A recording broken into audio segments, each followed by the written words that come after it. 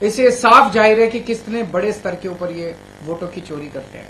अब बड़ा मसला ये है, पूरे देश को सोचना पड़ेगा कि अगर जनतंत्र नहीं बचेगा तो कुछ नहीं बचेगा। आज जितनी कॉन्फिडेंस के साथ ये कह रहे हैं 370 सीट आएंगी, 370 सीट आएंगी, एक तरह से देश के लोगों को चैलेंज कर रहे हैं ये लोग कि तुम्हारे वोट की जरूरत नहीं है हम लोगों को, हमारी तो आ रही है 370 सीट। तुम्हारे वोट की जरूरत नहीं है हम लोगों को, हमारी तो आ रही है 370 सीट। अगर उन्हें इतना कॉन्फिडेंस है 370 सीट का, कहां से आ रहा है ये कॉन्फिडेंस? कुछ तो गड़बड़ कर रखी है इन्होंने। और जिस देश, अगर किसी देश के अंदर चुनाव के पहले पार्टियां साफ साफ कहना चालू कर दे हमें वोट की जरूरत नहीं है, हमें लोगों की जरूरत नहीं है, उस देश के अंदर फिर जनतंत्र बहुत बड़ा खतरे में है। पूरे देश को मिलकर 140 करोड़ लोगों को मिलकर जनतंत्र को बचाना पड़ेगा। इससे ये भी साफ है ये लोग चुनाव जीतते नहीं है, ये लोग चुनाव चोरी करते हैं। आज ये पूरे प्रकरण ने, चंडीगढ़ के पूरे चुनाव ने इन लोगों को बेनकाब करके पूरे देश के अंदर बेनकाब कर दिया इन लोगों ने। दूध का दूध और पानी का पानी हो गया। मैं फिर से एक बार इंडिया गठबंधन को बहुत बहुत बधाई देता हूं और माननीय सुप्रीम कोर्ट को बहुत बहुत शुक्रिया अदा करता हूं। अगर एक दो क्वेश्चन आपके हैं वो भी एक बड़ी चीज है कि इनका पूरा षड्यंत्र क्या था, कि षड्यंत्र था कि हमारे अब पार्षदों को तोड़ेंगे। ये चुनाव, जैसा मैंने कहा कि पहले तो पूरी कोशिश करते हैं ईवीएम में धांधली कर दो, इसमें धांधली कर दो, किसी भी तरह से चुनाव जीत। अगर हार जाएं तो फिर ये काउंसलर्स को तोड़ना चालू कर देते हैं, एमएलए को तोड़ना चालू कर देते हैं, सरकारें गिरानी चालू कर देते हैं, ईडी लगा देते हैं, सीबीआई लगा देते हैं, पैसे की गड्डियां फेंकते हैं उनकी तरफ, सब तरह से तोड़ने की कोशिश करते हैं। ये जनतंत्र थोड़ी है।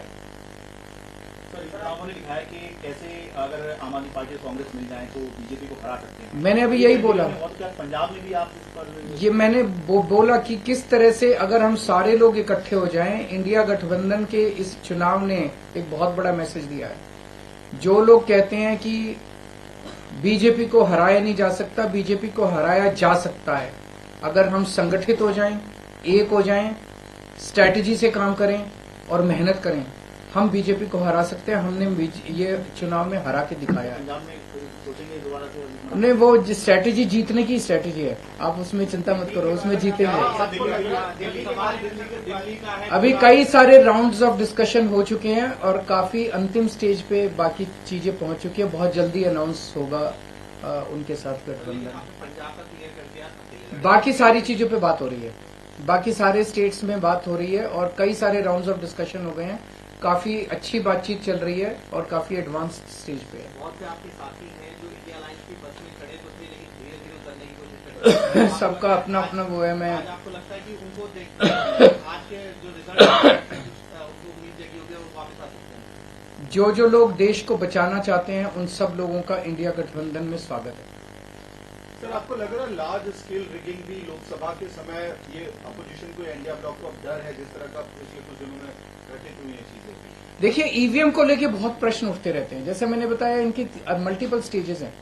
पहले तो ये चुनाव में गड़बड़ करते हैं, तरह तरह की गड़बड़ी करते हैं। वोटर लिस्ट गड़बड़ कर देते हैं, ईवीएम के अंदर गड़बड़ी की बहुत सारी शिकायतें और बहुत सारे वो आए हैं, लेकिन उसके ऊपर कभी भी इन लोगों ने जनता का विश्वास जीतने के लिए ईवीएम के गड़बड़ी जो आरोप लगे उसको इन्होंने जनता का विश्वास स्ट्रेंथन नहीं किया।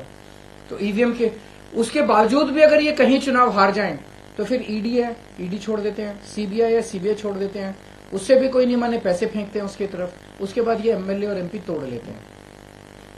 इस तरह से जनतंत्र मल्टीपल लेवल पे अब खतरे में है और जनतंत्र सबसे इंपॉर्टेंट है देश के अंदर। जनता की चलनी चाहिए, जनता अपनी सरकार चुने। अगर जनता की नहीं चलेगी और एक किसी व्यक्ति को अगर ये अहंकार हो जाएगा कि हमारी तो 370 सीट आ रही है, जनता की तो जरूरत ही नहीं है, 140 करोड़ लोगों की मुझे क्या जरूरत है, मेरी तो 370 सीट आ रही है, तो उसके बाद जनता कहां जाएगी? जनता अपना घर बैठे, वो कह रहे हैं कि जनता घर बैठे, हमें तुम्हारी जरूरत नहीं है।